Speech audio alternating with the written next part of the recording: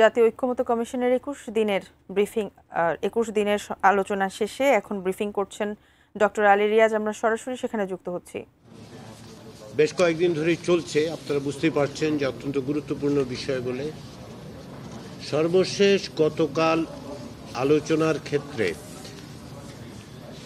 আমাদের পক্ষ থেকে যে প্রস্তাব, অর্থাৎ কমিশনের পক্ষ থেকে সেই প্রস্তাব, তারই সংশোধিতভাবে বাংলাদেশ জামায়াতে ইসলামীর পক্ষ থেকে একটি প্রস্তাব বিকালের দিকে উত্থাপন করা হয় এবং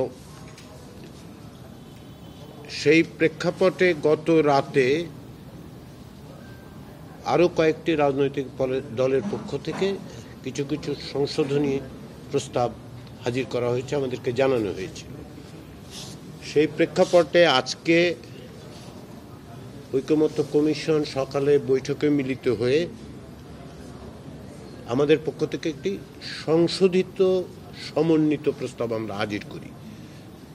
এখানে বলে রাখি যে সবসময় আমরা যে চেষ্টাটা করছি কমিশনের পক্ষ থেকে, আমরা একটি প্রস্তাব দিলে সেটা নিয়ে আলোচনা হলে সেই আলোচনার পরিপ্রেক্ষিতে রাজনৈতিক দলগুলোর যে বক্তব্য এবং প্রস্তাব সেগুলোকে সমন্বিত করে আবার একটা নতুন প্রস্তাব দেওয়ার চেষ্টা করি এবং সেই চেষ্টাটারই অংশ হিসেবে আজকে আমাদের পক্ষ থেকে এই প্রস্তাবটা আবার দেয়া হয়েছিল, একটা সংশোধিত সমন্বিত প্রস্তাব।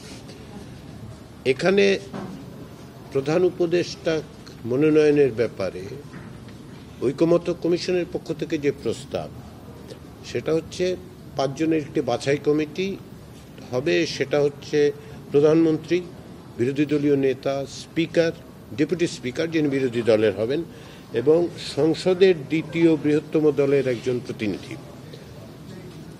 দ্বিতীয় বৃহত্তম বিরোধী দল। এখন এই কমিটি যদি, আমাদের প্রস্তাবটা ছিল যে এই কমিটি যদি সর্বসম্মতভাবে কিংবা 4 জনের বিপরীতে একজন এইভাবে এই ভোটের ভিত্তিতে যদি প্রধান উপদেষ্টা মনোনীত করতে পারেন, তাহলে কমিটি কাজটা সেখানেই শেষ হয়ে যাবে। যিনি মনোনীত হবেন তাকে রাষ্ট্রপতি নিয়োগ দেবেন। যদি ওই জায়গায় ঐকমত্য না হয় তাহলে কি হবে? এই জায়গাটাই হচ্ছে বারবার আমরা আটকে যাচ্ছি। সেখানে আমাদের পক্ষ থেকে, কমিশনের পক্ষ থেকে সংশোধিত সমন্বিত প্রস্তাবে আমরা বলেছিলাম এই 5 জনের কমিটি যদি কোনো ঐকমত্যে পৌঁছতে না পারে কিংবা ভোটের মাধ্যমে সিদ্ধান্ত নিতে না পারে, তাহলে আমরা কমিটিটা এক্সপ্যান্ড করার প্রস্তাব দিয়েছি, আরও 2 জন সদস্য যুক্ত করা। এই 2 জন সদস্য কারা? 2 জন বিচারপতিকে যুক্ত করার কথা আমরা বলেছি, যারা মনোনীত হবেন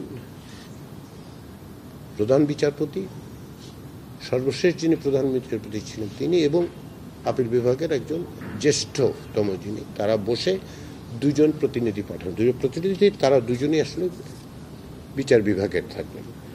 এই যে 7 জনের কমিটি হবে, এই 2 জন আসলে র্যাঙ্ক চয়েসেই শুধুমাত্র অংশগ্রহণ করে, তারা কারো কোনো নামের মনোনয়ন দেবেন না।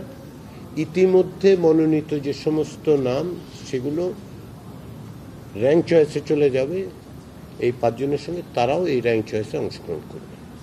এটা হচ্ছে আমাদের প্রস্তাব। যে কিন্তু তারপরেও যদি না হয়, তাহলে এটা যেহেতু আগে বিভিন্ন দল প্রস্তাব দিয়েছে, আমরা বলেছি যে তারপরে শেষ ব্যবস্থা হিসেবে ত্রয়োদশ সংশোধনী রাষ্ট্রপতির অপশনটা বাদ দিই।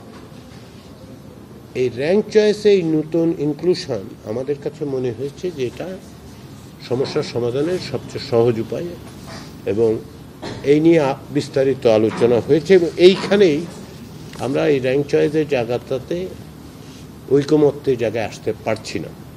যেটা হচ্ছে সেটা হচ্ছে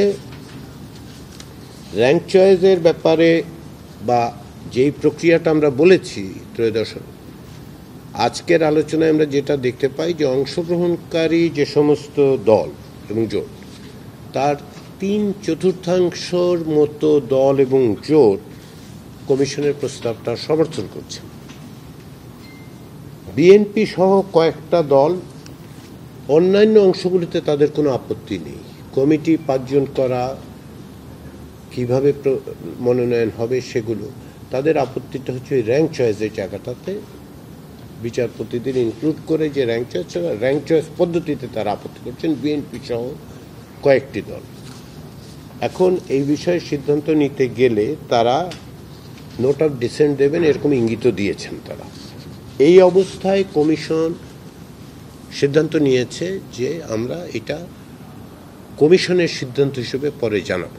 পরে সঙ্গত কারণেই আমাদের সামনে কিন্তু আগামীকাল এবং পরশু দিন দুদিনের মধ্যে আমাদের ইতিপূর্বে আমরা কয়েকটি বিষয়ে আমাদেরকে বলা হয়েছে, যেমন ধরুন আপার হাউসের ব্যাপারেও বলা হয়েছে।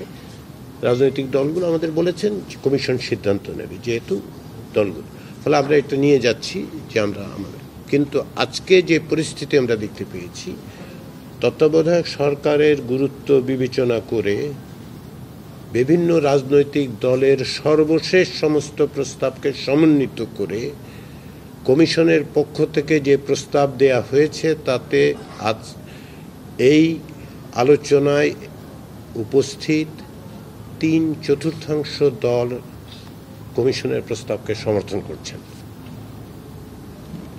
এখন কমিশনকে সিদ্ধান্ত নিতে হবে এবং সেই ক্ষেত্রে যারা এর সঙ্গে ভিন্ন মত পোষণ করেন তারা নোট অফ ডিসেন্ট দেবেন কিনা সেটা তাদের সিদ্ধান্ত হবে। আমরা আশা করছি যে আমরা অপেক্ষা করে কালকে পর্যন্ত বা পরশু পর্যন্ত দেখতে চাই যে তারা ভিন্নভাবে বিবেচনা করেন কিনা।